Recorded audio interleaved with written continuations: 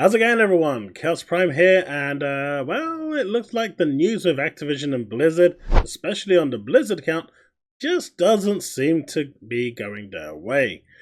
Yesterday, we spoke about the Activision Blizzard deal and how they're still trying to get that deal through with the CMA, but today we're looking at it in a completely different angle and looking at one of their games called Overwatch. And it does have a bit of a stumbling problem because the public isn't happy, and with that, they're asking for refunds and other things because, well, they drop a bombshell, right? I mean, the whole notion of Overwatch 2 was to bring in that PvE mode that enabled you to have skill trees and all sorts of things that people have been looking forward to for quite some time, and it was the main selling point of Overwatch 2. Well, it's not happening anymore, and people aren't happy.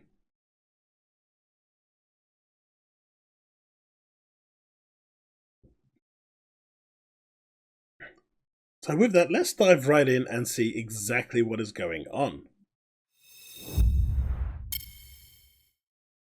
Well, as you can see here, Yongye is saying, I can't get over what an astronomical failure in management Overwatch 2 is. How does one announce a sequel-defining flagship mode? Basically what the sequel was going to be sold on, right? This is literally why they said they needed to make a sequel, because of this game mode.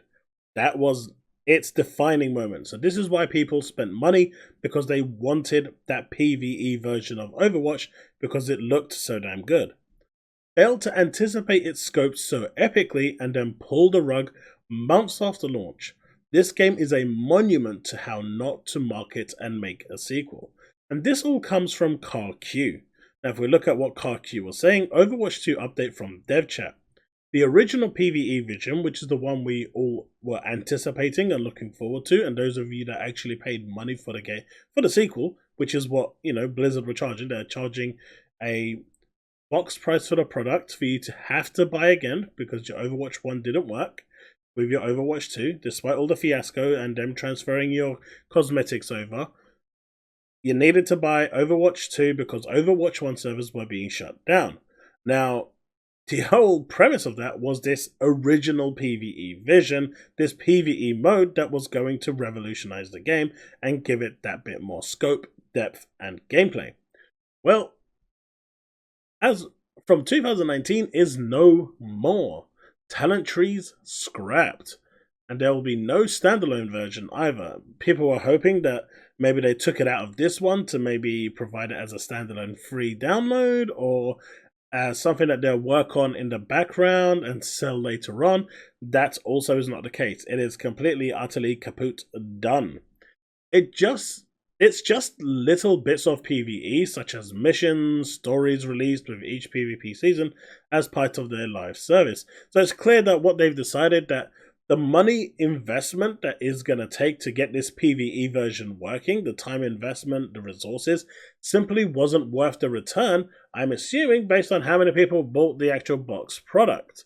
Well, now they're saying, or maybe it's the complete opposite. They've seen how much money they've made, they can fleece people off, and, they're still providing a PvE version of the game, right? With, as he says, as missions and stories was released with each PvP season, they can still get away with it by saying, well, we were talking about this PvE vision. We didn't say this is exactly what you're going to get. This is what we wanted to bring to the table.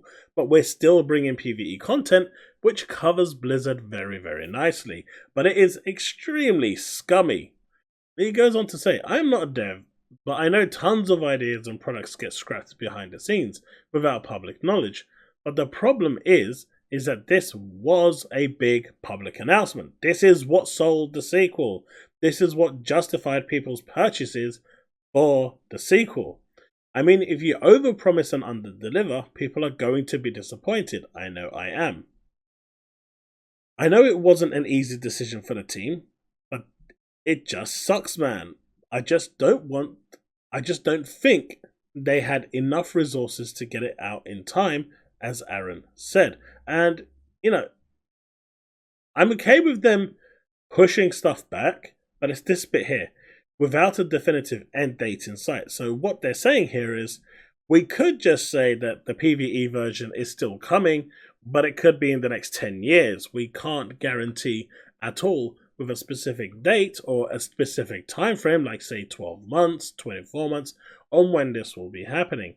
All they can say is that it will eventually, at some point in the distant future, happen. Maybe by the time we got PlayStation 7 and Xbox Series XXXX. Who knows?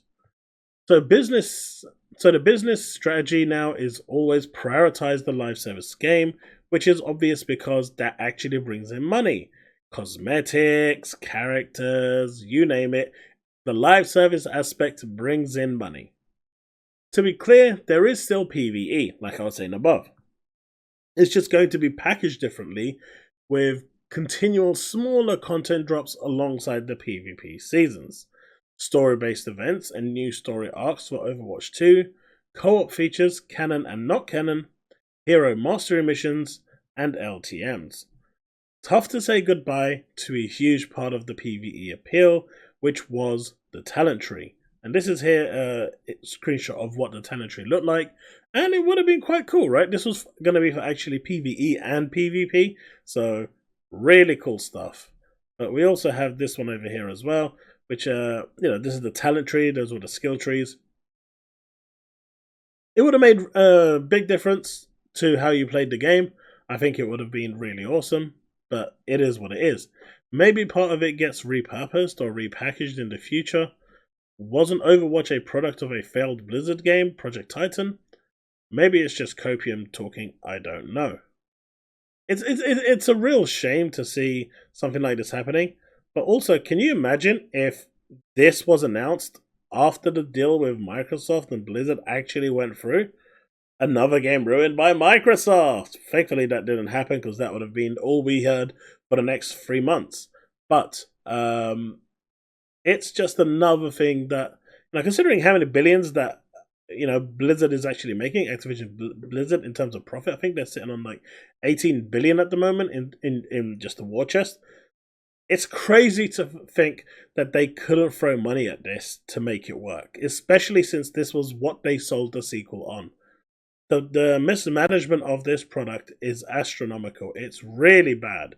Morph here says, wasn't this the entire point of making Overwatch 2? It literally was. The whole point of Overwatch 2 was this reason. I thought they were going to add permanent skill trees to PvP also, and it would make it fun again. They were. Instead, they go back to Overwatch 1. What did we pay for again? It's a valid question, and this is why people are asking for a refund.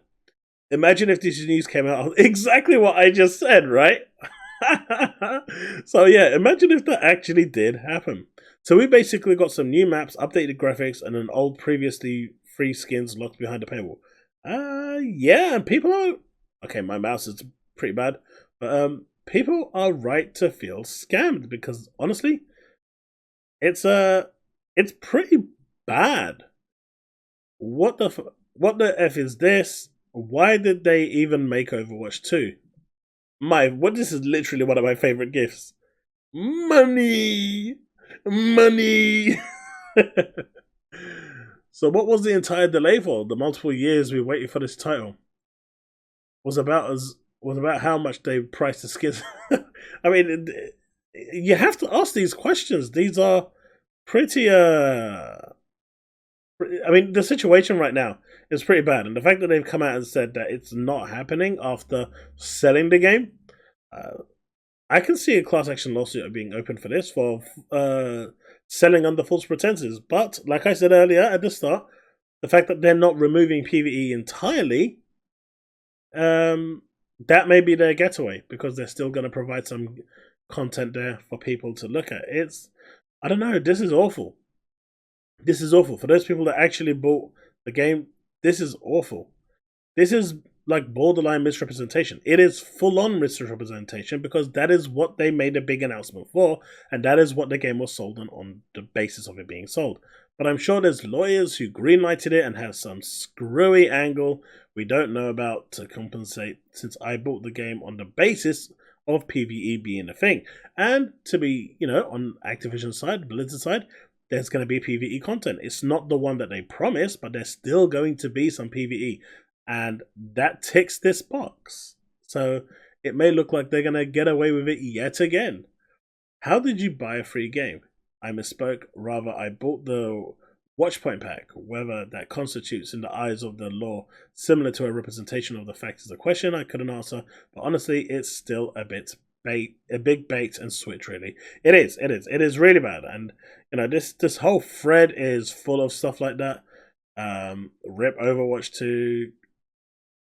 Kind of hard to justify calling Overwatch 2 a sequel, really, when it's basically just Overwatch 1. I don't know, folks. It's pretty awful what's actually happened. And honestly, I do feel for the people that purchased the game. But I will say this. Overwatch 2, when it first got announced, people were extremely skeptical about what it was going to do, what it was going to sell, how it was going to perform. In terms of what new content is coming, what justifies it. That big announcement kind of made everyone say, you know what, okay. I can dig this, I can give them a bit more money.